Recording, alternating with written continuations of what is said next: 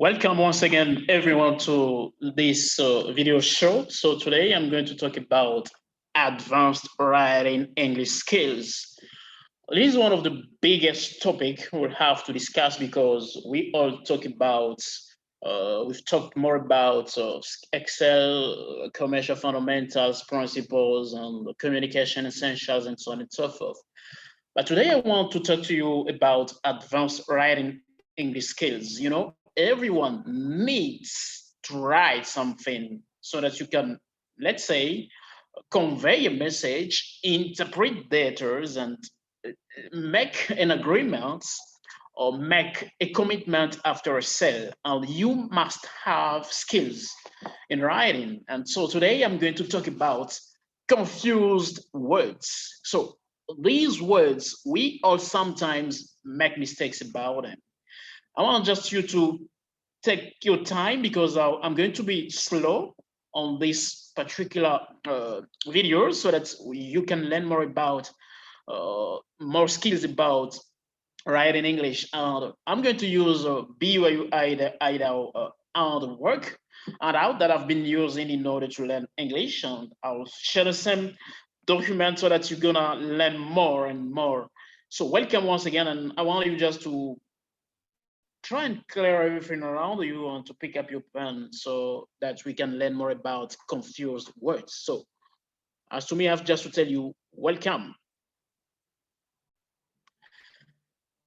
As we all know that in English, we have some words which have different meanings and sometimes different spellings. But these words, we call them homophones for English people, and in French, we call them homophone. So they always sometimes creates confusion because they sound as the same. Sometimes they're having the same spelling, and other times they're having different spelling. There are many such words. So we are having just a list that have some of them. I know they are not. We don't have all of them on this list, but you are going to look to seek and then so that you can find some of them which are not parts of this list. So confused words. Why do we need to know them? We need to know them because whenever we are conveying a message, we might express another thing, but the person who is listening to us or who is reading us might make confusion about what we are saying or what we are reading. So, maybe sometimes when we are saying, we can accept that because the words passes, the words can pass and while the writing stay behind. So whenever something has been filled down, it stays there forever as far as it can be conserved. So that is why you have to make sure that whenever you are after writing your documents, you have to proofread those materials in order to be sure enough that what you did was good. So don't hesitate to give to people around you, your family members, your friends, depending on which types of confidential information you have to share with others.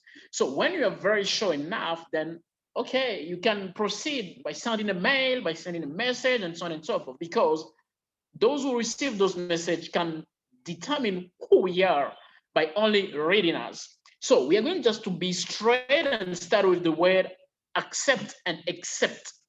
So as it says that accept is a verb.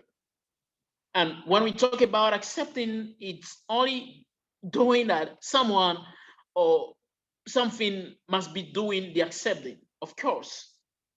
And we have some example. It says, I accept your proposal for marriage. For those who, of course, are looking for a wife, can say, I accept your proposal for a marriage because there is a must in accepting something. Why except it's act as a functions like the word excluding. So when we are saying except, is as if we are taking in a group of people, a group of things. Among, for example, those things, there should be one of those things or some of those things that cannot be parts of a particular group of people or group of things. So in order to allow your audience to know that you don't want that thing or that person to not be part of a group, so you use the word except. Okay, so there is an example which says, I like all ice cream flavors except chocolate. So ice cream is what is the composition of what we can call flavors. So among those flavors, the person says that I like ice cream while I don't like chocolate. Or we can talk about the days of the week. The person can say, okay, among all the 7 days of the week, except Thursday, all these remaining days, I'm very busy. So remember, when you're accepting, it means that you're accepting to act by doing something. When you're excluding something, it means that you're expecting something to be part of a group of people or things. So make sure that when we talk about accept, you have to look the spelling. And when we talk about exception, we have also to look the meaning. Sorry, the spelling I wanted to say. So another word is affect and effects. Affect and effects. So you can see affect is a verb, and it's always define something which affects something else, which has consequences on something else. For example, when someone is affected by a disease, if the person is not treated, the person can die, for example. But when we talk about effects, mostly which act as a noun, so it means that that action which has been produced should have some results, and those results are the effects of the action. So affect precede effects. So the doings or the actions precede the results. For example, when I slap someone, which I don't counsel, I don't tell you to do, or when I eat a rock while walking, I'll have pains to my toes, for example. So the fact that I ate that rock, I'll have effect on my leg, which would be maybe broken bones or pains. So there is an example which says that movie had an effect on my sleep. Effect is a thing that happened as a result of the movie. So when the person watched the movie, he or she saw the result of watching the movie. When someone eats the food, the person will see the result, the effect of the quality of the food is eating. So affecting and affecting can be different because one, the verb precedes the other one. So there should be a cause in order to have a result. So there should be an affect as a verb, which expresses that someone or something must affect something else so that we can have an effect, which shows that there have been an effect before the effect comes on. So next to that, I wanted to share with you another one. It's. So as we all know, when we talk about grammar in English, when we talk about it's without the apostrophe, we are only talking about a possessive form of the pronoun it's, showing that something belongs to someone else. And that one does not have an apostrophe. But when we have the it with the apostrophe, which is the contraction of it is, we are only saying, we are only in the third person, let's say, of the verb to be in the singular form. I am, you are, he is, she is, it is. So we are in the third person of the singular form. And when we are using it, it only means that we are talking about a specific person at a certain person on conjugation. So it says that the source of confusion here is that we think an apostrophe is used to show possession. For example, Bob's car.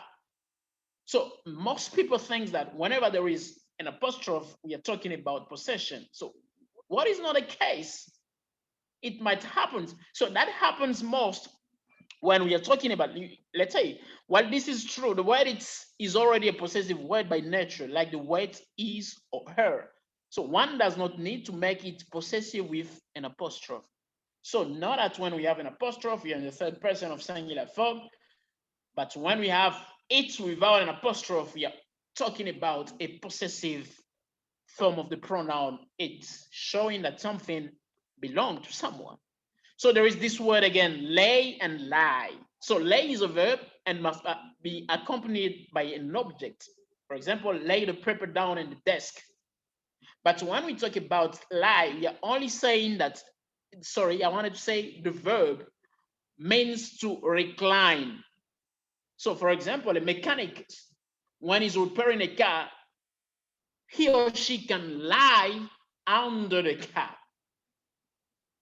Okay?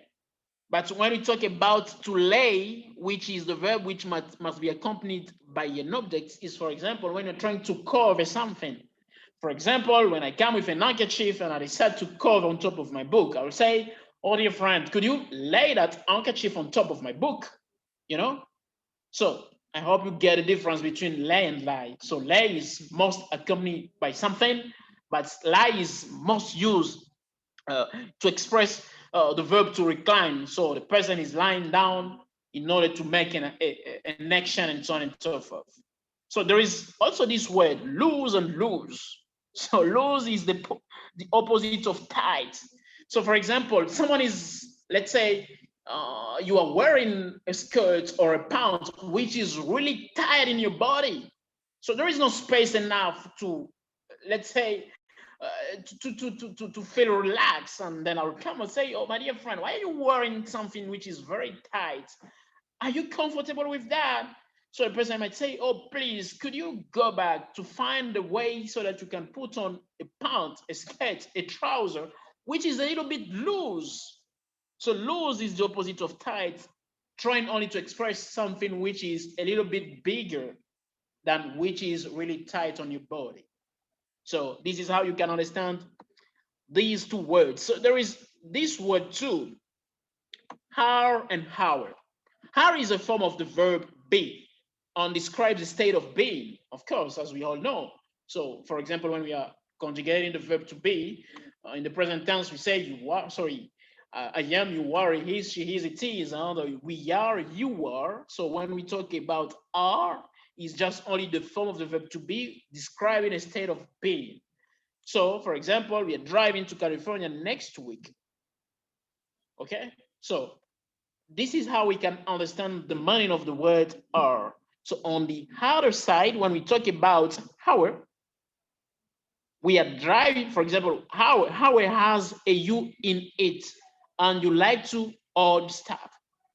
So how is something like a possessive pronoun, which expresses that something is belonging to someone else. Conscience and conscious. Conscience is your inner voice that tells you what is right and what is wrong. The light of Christ, which talks on someone to tell him that this is true or this is wrong. This is true and this is false.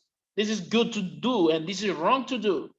But when we talk about conscience, we are only saying that is the state of mind which allows us to be aware of the things which are around us. For example, when I'm walking in a forest, definitely I should be conscious that I can meet wild animals. So I have to be careful. I have to prepare every needful things which can help me to secure myself and to take care of myself. So this is another great confusion that we have been making, let's say in writing and in speaking. So farther and further. Farther refers to a distance that can be measured, while further indicates a measurable abstract distance. So this is a matter of how you are thinking in your mind. So farther, we are talking about a distance that can be measured. For example, I'll say, oh, my country, Congo DRC, is at 10,000 kilometers with the United States of America, for example. So we know that we can measure that the distance between the two countries is this number, is these figures. But when we talk about farther, in this case, we are indicating something which cannot be measured. For example, I can only say, I know the journey to live this mortal life to go to God, to heaven, might be unestimable, unmeasurable, because I just can't guess the distance which separates the land where I am and where God lives. And our word is fill and fill. Feel, we are only talking about after touching something, we have a result of a sensation. For example, when I touch on the body of, let's say, an animal, definitely I can define by saying that this body I'm touching, according to what I'm saying, this should be definitely an animal.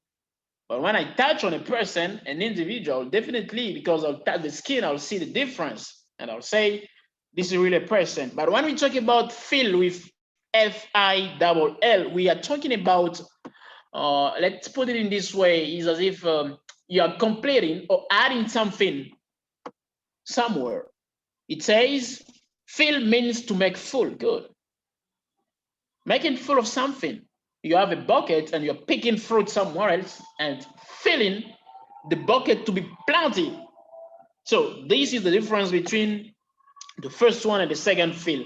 So the first one might also talk more about sentimental actions, what we are feeling in our mind and so on and so forth, which are our feelings about something, what are we thinking about something. So this is another expression of feel. So I think these are the words that we can share with you today. And I know you can go and research, go online, use Google to check around, but do not forget to watch this video and share with others so that you can learn more about confusing words. And I hope this will be helpful and you won't make mistakes when you're writing these words.